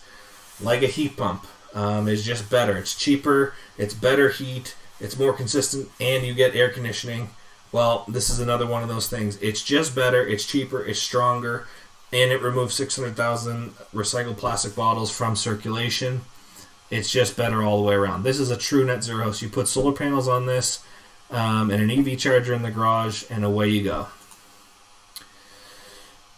You want to extend that thought process out a little bit more to include aquaponics food production if you really want a true net zero house. So your house operates for free, it powers your car, and now it can power pumps and equipment to grow food for you. So this is a very simple aquaponics setup here. In this reservoir here you have fish, like you can have trout, for example, freshwater fish. What they do is they eat, if you really want to do it properly, you feed them worms from your yard or a worm farm that you create. The fish eat the worms and they reproduce and they excrete here. You pump the water that they're using to live in through your hydroponic system here where you're growing the food. The food, as it grows, it actually cleans the water, so you don't need a filtration system. These plants act as the filtration system. And the plants grow much, much faster than they do in soil. I believe there's about 6 harvests per year, plus the fish grow and reproduce. So you do have to cull the fish as well. You have to harvest the fish to keep the system balanced. But these systems will grow like wildfire. They'll grow a ton of food for you. And if it's included in the electrical demand to run the pumps, then it's also free. If you've included the pumps, the electrical demand of the pumps to run this system in your solar array, then it's also free to do so. So you can build a house now. We have the technology, and I can show you how to do it, actually, and I can provide it for you already to have a house that produces its own energy, powers your car, and feeds you, and costs you nothing. That's a true net zero home. So we have your house, plus your solar, plus free food, minus 600,000 plastic bottles. And I didn't even add the EV here, but if you have an electric vehicle, add that in there too. And that equals a negative impact house. So it's better than net zero. It's better than passive. It's actually negative environmental impact housing. And like I said, I'm doing some work already with JD Composites to be able to offer these types of houses to people. So you can reach out to me if you want more information, if you would like a house like that. So why don't we build better than net zero?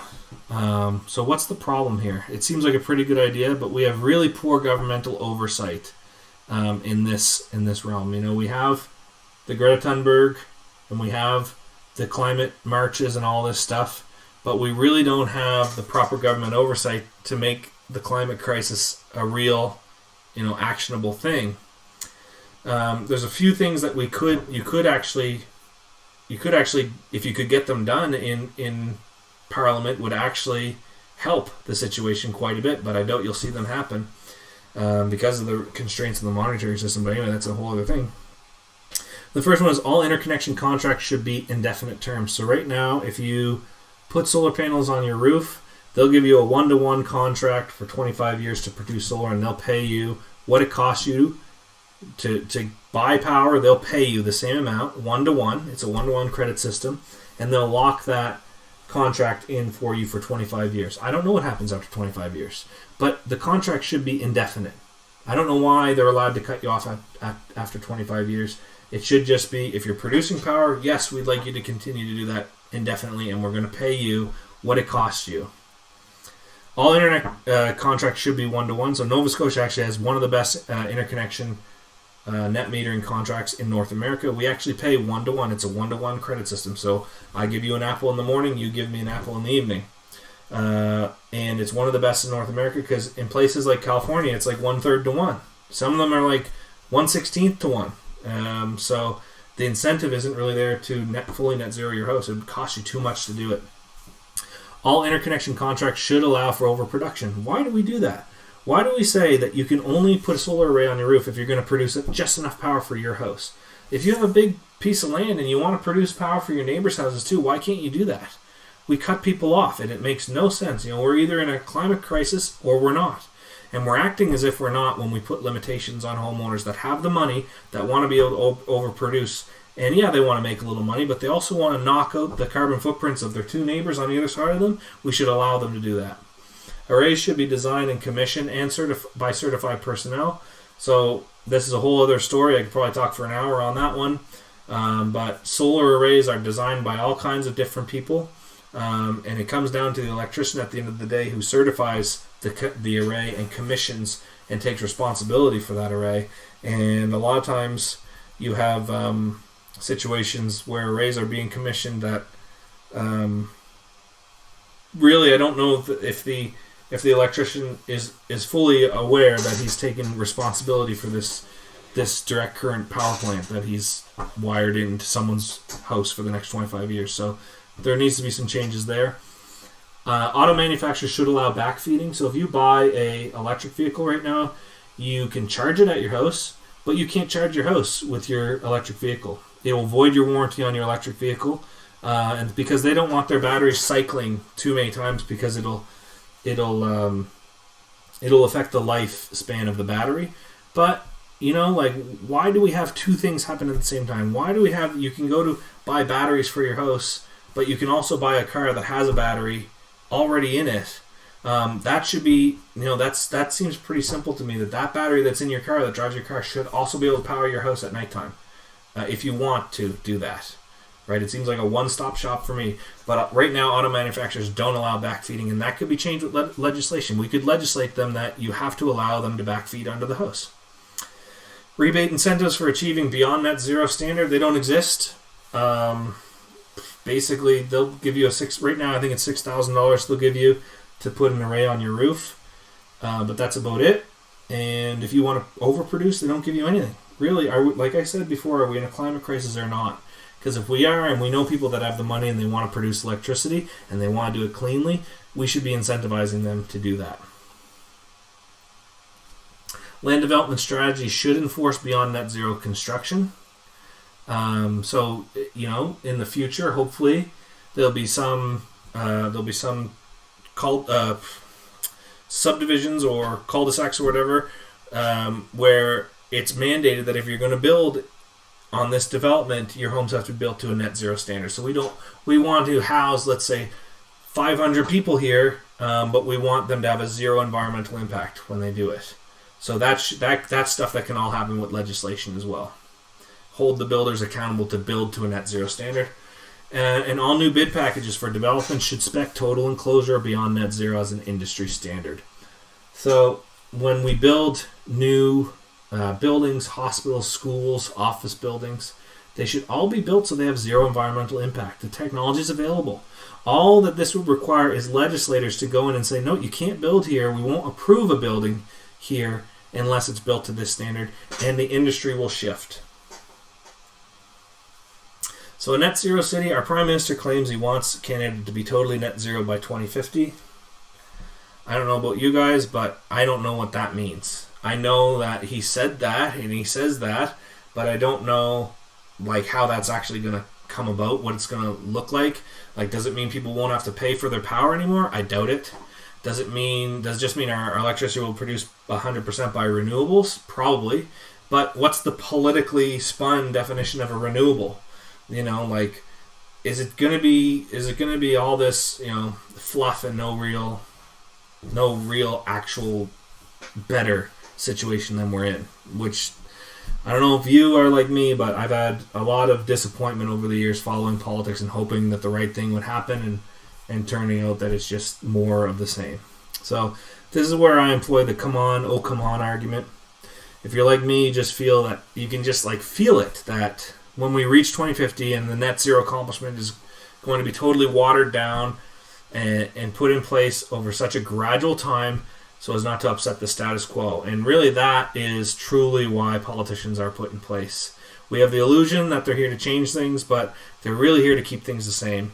All the societal structures that have given them the power are the ones that they depend on to keep it. So politicians are not the people who will usher in the change that we really need in the world. If you think about how fast the Venus Project would take off, if just the Prime Minister mentioned it once in one of his press conferences, they do have the power, they do have the influence, but if he truly wanted things to change, then he could use his influence in a different way than he does. But really, political leaders, they only pretend that they want change. They really don't act as if, they really don't use the power and influence that they have to introduce ideas like this to the main public, because it basically would mean they'd be out of a job if we succeeded in a big way. And they don't see it right now as a good thing, and it's our job to help them understand that would be a good thing, but a lot of times these guys are pretty narrow-minded people. So we really don't want to retrofit our cities to become net zero. That we don't want to put band-aids on this and try to say okay, well, let's take Halifax and adjust things and fix things until it becomes net zero, because it won't look very good. It won't function very efficiently, and you're probably going to use a lot more resources to get done than if you just built a new net zero city adjacent to it. So if they incorporated energy production, transportation, food, healthcare, education, recreation, etc., they'd be very resource intensive. Think of all the retrofitting we'd have to do in Halifax just to make an efficient above ground travel or light rail travel. or commuter rail, like or more bridges. Like it wouldn't work out in a way that you could do it in a resource efficient or time efficient manner. And we really need to do this fast. And that would also become extremely expensive if we were thinking about retrofitting all these areas to make them net zero. It'd be faster and more efficient to build new cities proximal to the existing ones and invite people to live in them if they wished. So we don't order anybody. We don't tell people you got to leave your job. We just say this is available. You can have this. You can have a house in here. It can be designed exactly for your needs, and it can be, lakefront property. And you're free to access all these wonderful services, free healthcare and education, food and recreation, all these things. And why don't you try it out? And once the old cities, eventually we imagine that people will try it out, and they'll eventually move away from the monetary system, away from the old cities. And once the old cities were abandoned, we could then mine them for the resources, or we could restore some of them for museum purposes. So I know I'm way over the half hour mark. I hope that you're still with me. I want to play the Venus Project City concept with Jacques Fresco. He really explained it the best. In the beginning, it's going to show you about how long he's been talking about these things, and he's got an interview there from the 1970s. So it should show you that this information has stood the test of time. It hasn't been torn down yet, and it really is the way to move forward. So I'm going to play this for you. Now, if you follow me, we'll go to the future. All right, let's explore the thinking of Jacques Fresco and the society he'd like to see. Now, we'll start with this, and you tell me... I'll try to point it out. Yeah, you can point right at it. Most of the cities are based on natural configurations, basic designs in nature. The center of the city, the nucleus, will house an electronic computer, which only controls water purification, the atmospheric conditions, that is, it controls air contamination systems. They maintain safety, they oversee the environment, maintain ecological balance between animal life and plant life. The center of the city is a university that covers all subjects related to man. There's no courses that are used to exploit or abuse any other human being. All repetitious jobs will be phased out. We feel that machines ought to do the filthy or the repetitious or the boring jobs, that man has to be free to pursue the higher things, the higher possibilities of man. In other words, So you came up with this idea for a round city. A round city, a round governmental branch. And then extending out of it would be the Department of Agriculture, Education, Oceanography, the disciplines. The circular scheme or plan brings each district closer to the central dome, which contains the medical, food, shopping, everything else that people need. The circular arrangement makes it easier to operate using far less energy than any other system. And if you start at one end of the city and go through the city, you always return to the same place. Whereas in a linear city, you go to one end, you have to backtrack to get to the same point. So the circular scheme is by far the most efficient. And when cities are contracted in the future, they will be contracted as a whole, as an entire system. In that way, all of the parts and components would be delivered in stages. Like sequel 1 will be the underground, the heating system, the electric generators, the piping systems, the recycling systems. Then after that, the next layer, which would serve as the first layer that contains the architecture, the foundations for all the buildings, and after that, the erection of structures up from the foundations, starting with the central portion of the city, working its way out to the different radial sectors, and then out to the final housing sectors, and then to the agricultural belt, and then to the recreation areas. The cities themselves are prefabricated. Most of the elements that comprise the structures of the cities are interchangeable, interlocking. They are designed so they can be disassembled just as they were assembled. So the new cities will be updated continuously. As the waters are piped into the cities, they are checked, and to whatever extent contamination exists, the water processing plants evaporate the water, recondense it, and cleanse it. In other words, all waters piped into the city will be monitored constantly, not by a monitoring system, but several monitoring systems. The same is true of the air above and around the city. It's constantly monitored. All of the rooftops are photovoltaic. All of the outer skin of the building, converts solar radiation into electrical energy.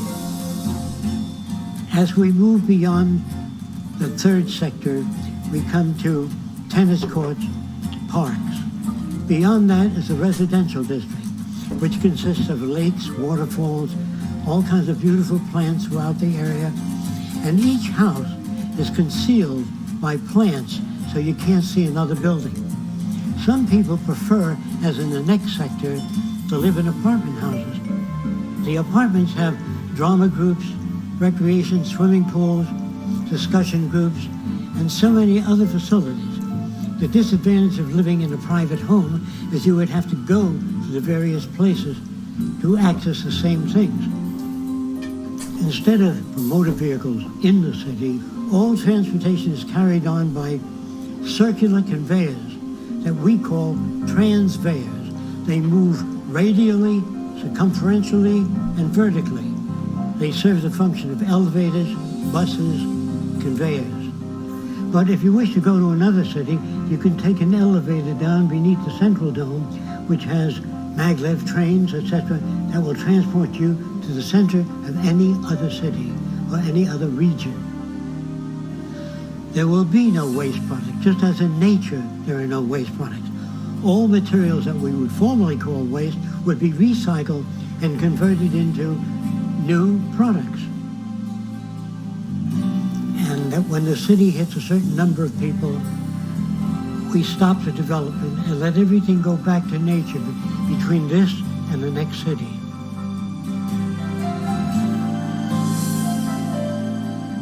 It doesn't mean that we can solve all the problems. We can just design and build a far better environment to advance all human beings.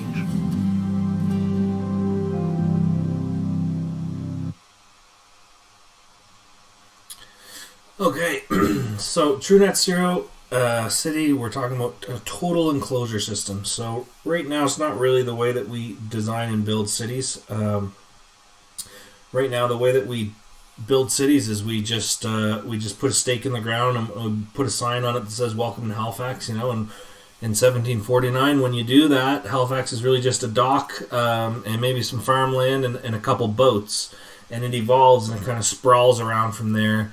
Eventually we have streets, and eventually we have buildings, and then taller buildings, and there's not really any rhyme or reason to it. And the city is more like a growing, kind of like a fungus or something that just keeps growing and sprawling out and taking up more and more space.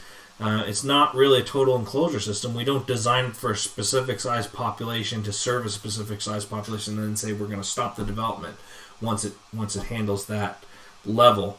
But that is the way that we design universities, cruise ships, and hospitals. So when engineers and architects and designers are asked to design like a university that has like a dorm, for example, where people have to stay, they design a total enclosure system. So they want to know first how many people are needed to go to class every day. What's the population going to be like? How many people have to sleep here and have residence here? How many people have to eat every single day? And that helps them to design what the facilities that they need to put in place are. Where the cafeteria is, how big it is, how many chairs and seats they need, how many common areas, how many recreation areas they need, how many classrooms do they need. So it's all designed around a specific size population of people. And then as universities exceed that population, as it become more popular, you'll find that they build more buildings. So they start to sprawl out a little bit. a cruise ship is more of a closed system because they really are designed. There's only so many staterooms. They only can house a certain number of people. And so a cruise ship might say, well, we want 3,500 passengers to all be able to eat, recreate, watch movies, do whatever they want. And we want to have a luxury liner cruise, and they all need to be fed. And they're almost like fully enclosed systems. They are fully enclosed systems, and so they all need that entire cruise ship needs to be designed by a designer who takes in the account of everything that is going to need to be done by every person on board. And the same thing with hospitals. They need to know how many people on average are going to be in and out of this hospital. How many surgeries do you want to be able to do? How many people have to eat? How many workers are there going to be in this hospital? That tells them, the designers, after they have answers to those questions, after they have that survey complete, it tells them how to design, where to put everything in the building to make it the most efficient way that they can. And so that's what a total enclosure system is. Basically, we want to build our cities that way. We want to make it so that in Halifax, we have 500,000 people in Halifax, for example. Well, we want to go to the engineers and designers and say, we need to have a city that's designed for 500,000 people to be able to live, to be able to eat, to be able to get back and forth to the places they need to go, to be able to recreate, to be able to get health care, to be able to go to university, go to art galleries. We want them to be able to go to museums, do whatever they want to do, and we want them to be able to travel to and from different cities around the world, quickly and efficiently. And that's the way we want to move forward with city construction in the future. The way the technology works is we have new and old technology, and it works together for a period of time before the new technology completely takes over. So a lot of people will say when they start learning this direction, they say, well, that's a great idea. It all sounds good to me. I'd love to live in a city like that, but we can't just make the switch to a global resource-based economy. And there's 2 points to understand here. The first is, you're right. That's true. There is no switch. We can't just flip a switch and all of a sudden everyone just decides to do this. It's not really going to happen that way. It's not really possible to do it that way. The first point is you're right, but the second point is that doesn't mean we stop trying. That's not the end of the story. I've seen a lot change since I've even started advocating this almost 10 years ago now. I've seen a lot of people thinking in a new way of doing things. And even this COVID-19 situation where we're all stuck at home is changing a lot of people in the way they understand how they want to interrelate with their community and how they want to move forward in a career work-life balance type of situation. The history of technological innovation is the story of using the current technology to better the one that comes. So we use the thing that we have to make the next thing a little bit better. And Jacques Fresco said, we stand on the shoulders of those who have come before us, and that's how we build the future.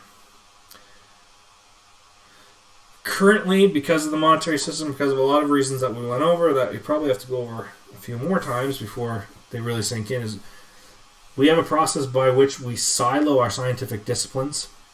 And this is the direct result of constraints imposed by the monetary system. So basically we put everything in boxes and we don't really interconnect. Like we have people who work on mechanical problems. We have people who work on electrical problems.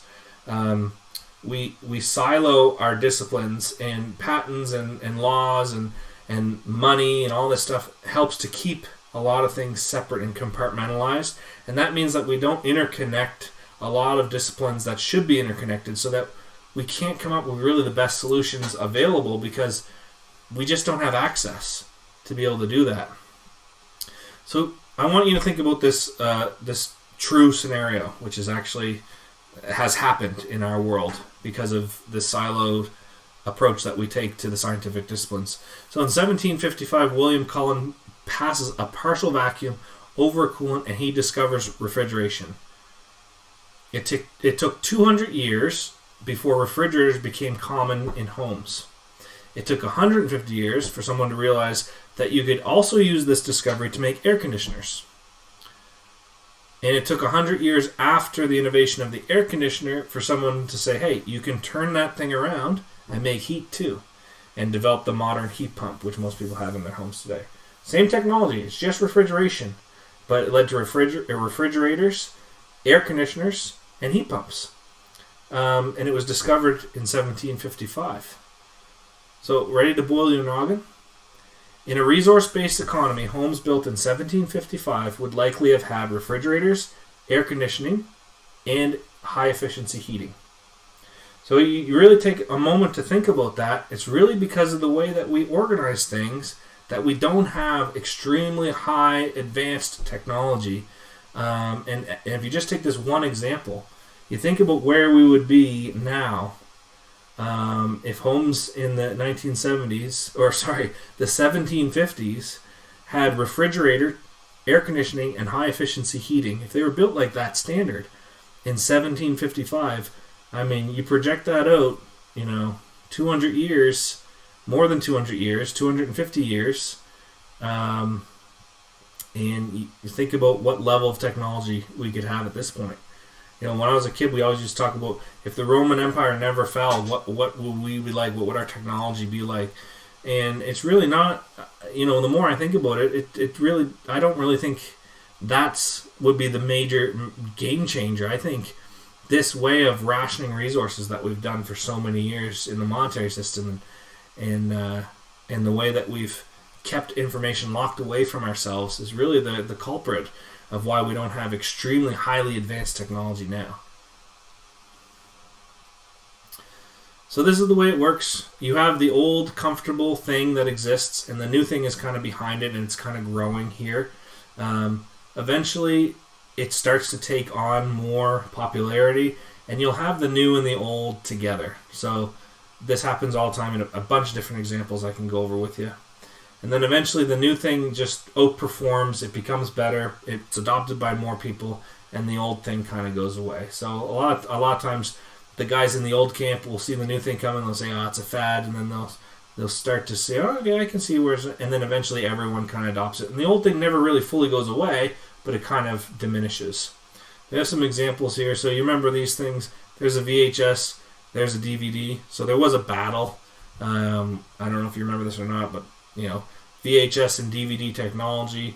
And there was a time you would go to Blockbuster and there'd be the VHS copy and the DVD copy.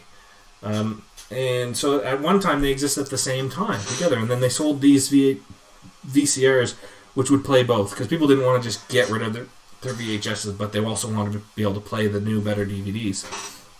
Right? And you fast forward long enough, and the whole thing just moves away. And everybody does Netflix now. Right? So that's the way it works. So the old technology is big, it shrinks, they exist together for a point, and then the new technology takes over completely. Here's a picture of a horse-drawn carriage and a horseless carriage on the same road. So that's the way roads existed like that for a long time. Both new and the old technology together. And that's what commuting looked like for a long time, or for a time. And now commuting looks like this. There's no horse-drawn carriages anymore. They're pretty much all gone. And this right here shows the inefficiency of the system that we live in. We have a traffic jam on this side, and we have completely empty lanes on the other side. So ideally, if this was a smooth movement, an efficient, fluid movement of transportation, you wouldn't see emptiness on one side, and you wouldn't see stoppage on this side, right? You would see an even flow, kind of like you think of the circulatory system in your body. You can't have this in one of your veins and arteries. You can't have one artery, one vein clogged up and one artery it doesn't work. That shuts down your system when that happens. So that shows you. Apply it to something else, and you see instantly. That's what I was talking to you about. You're going to start to notice the inefficiencies all around you as soon as you get into this information more. And this is one of the glaring ones. So right now we have the sleep, eat, go to work, repeat cycle. And it seems normal to all of us. This is what we do. This is what we think life is. And occasionally you take a 2-week vacation somewhere, maybe once a year, and that holds you over for another year of this. But this isn't what living is. This isn't making a living. This is monotony. It's unacceptable. It's going to change, and eventually we're going to move to this. And there will be a time when these two things exist at the same time. But eventually we're going to move to this where you don't have to make a living anymore. You don't have to earn a living anymore. You're given a life. You don't have to go out and earn a living. And like Jacques Fresco said, now you're free to learn more, to develop yourself more, and you're free to contribute and actually go to work and make things better for people around you. And that's what we want to aim for. Getting involved 2016, I briefly threw my hat into the ring for the local municipal council election. My plan was to spend the full $92,000 of discretionary funds that you get each year on a free food project my first year, which would operate for profit. And all the profits were going to be reinvested back into the project itself. In the following years, I had planned on investing my other discretionary funds into free energy community projects, which would have similar aim. The appetite just wasn't there. I was planning on going against an incumbent who is now the deputy mayor. Very popular guy. He's done a lot of good things for Lower Sackville. So I kind of bowed out, not wanting to just waste my time on that thing. So really, the appetite was not there for this type of thing in 2016. But we're coming up to another election. I don't know. Maybe it will be. Maybe more people are thinking about these types of things now. So there's one way you could get involved. Each day we transition a little more into the resource-based economy. What we need now are accelerators. So it's people like you who are watching this, people like me who are trying to get information out to people like you. Right now we are in the educational phase of the Venus Project. So this is all expected. We're moving forward in the project as it's expected to go forward, as it was outlined and laid out for it to be achieved. And as advocates, it's now our job to learn as much about the project and the direction as possible and as fast as we can to encourage others to do the same, especially people of influence. So a lot of people, if you know a celebrity or news personalities or politicians or athletes, it really does not have to take that long when you get people of influence, major influence, talking and understanding and reiterating and advocating this direction. We could start to move pretty quickly. 3 ways we can get it done. Local political, I talked a little bit about that in 2 slides ago. Critical mass and massive injections of money. So we still exist in the monetary system. It's still the game that we're playing. We want to use the monetary system to step out of the monetary system. So we're going to use the materials on the boat that we're sailing to build the new boat, basically. So we do need a massive injection of money. Or that would be one way we could get it done, and there's a couple ways we could do this. So, in the local political level, we can elect councillors who are thinking about the resource-based economy, and they're being open and transparent about that as the direction that they're trying to bolster, they're trying to advocate for, they're trying to bring about. And if they are open about that and they're transparent about that, then they can use all of their discretionary funds to push community projects. And that's community projects is a whole other thing that we could get into, but it's a whole other aspect of this transitional phase that we could implement on a local level to try to push this direction forward. We could the reallocation of public funds for transparent resource-based economic programs. So it's very clear that you have to be very clear with the people to say, this is the direction I'm going, and this is why I'm spending all the money that typically would be spent on other things. I'm spending all here because of these reasons. And if enough people know about the direction and are excited and encouraged to move forward, then it's something that can be done.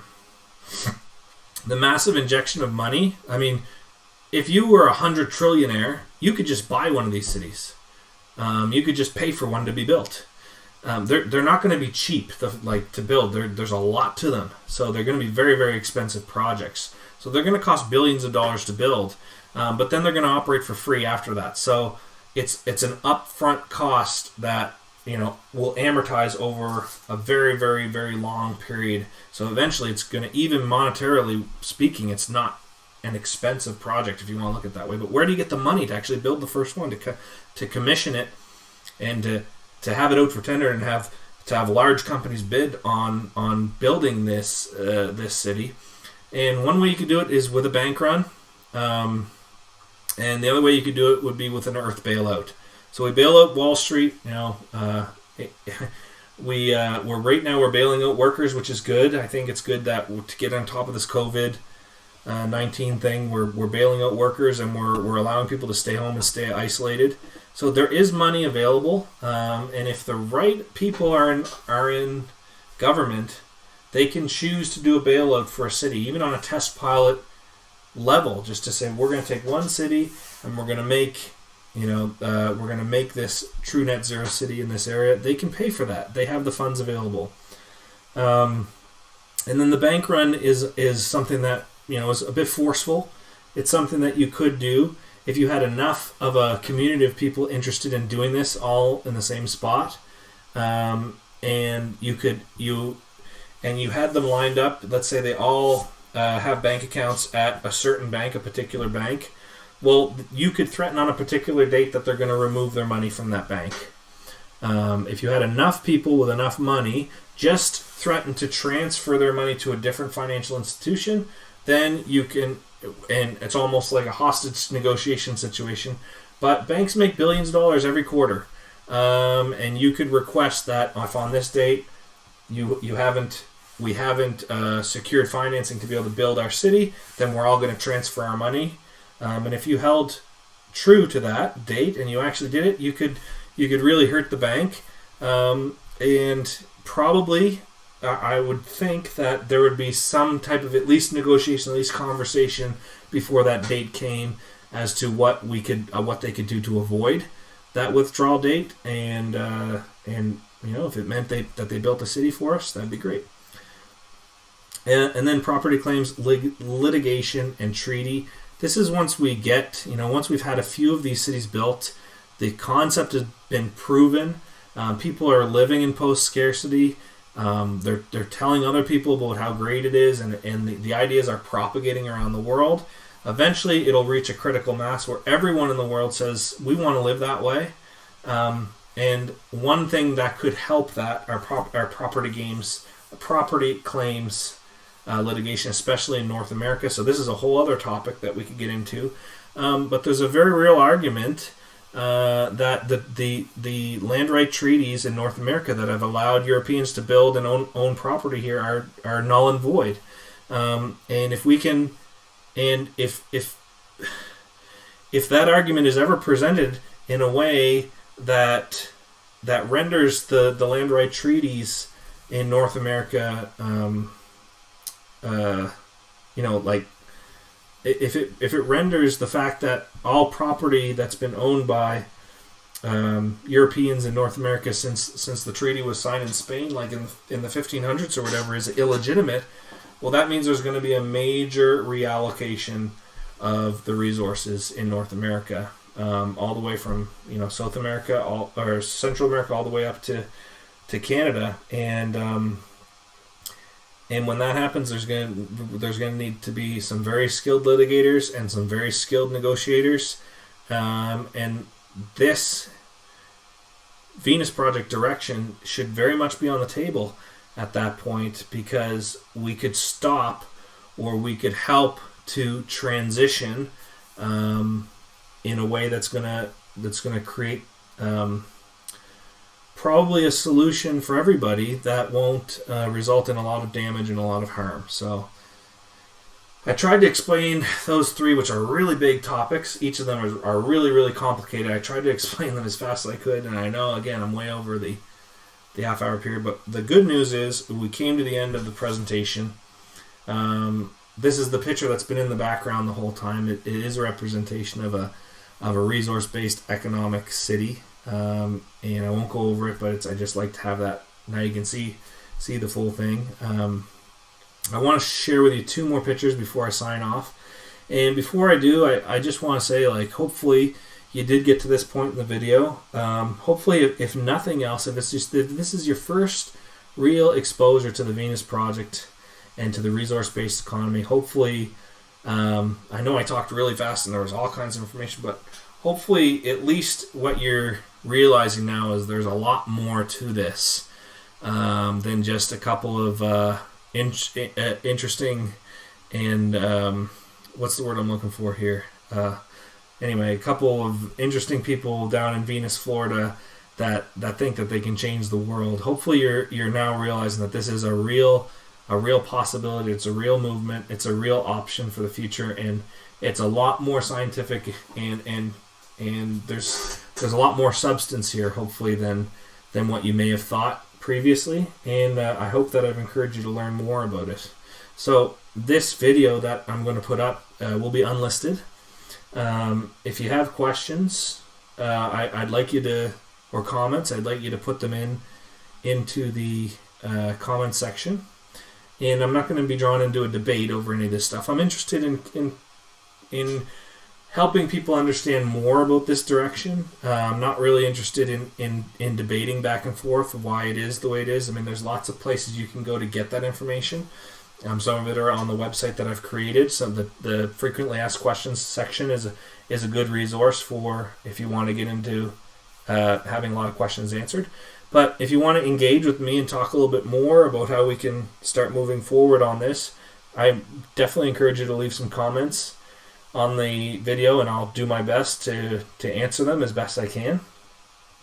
And yeah, that's pretty much it. I just want to say thanks to everybody for putting up with this super long presentation.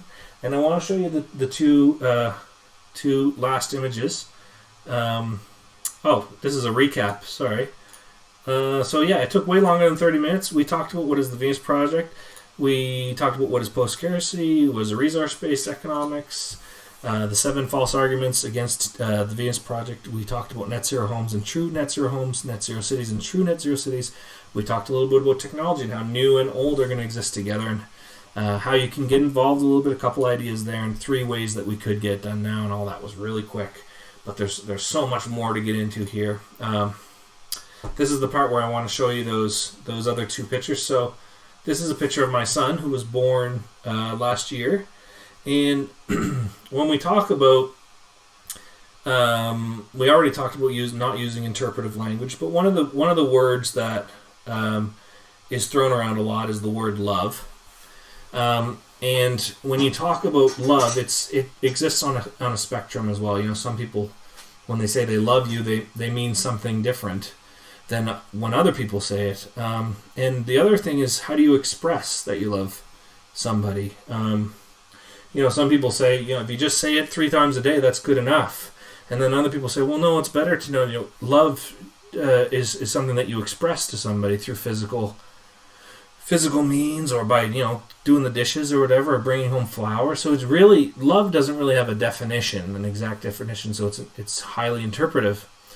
But I think what we should do is try to redefine it so that it becomes less interpretive, so that it becomes more associated with physical reference and technology that we can use to help people become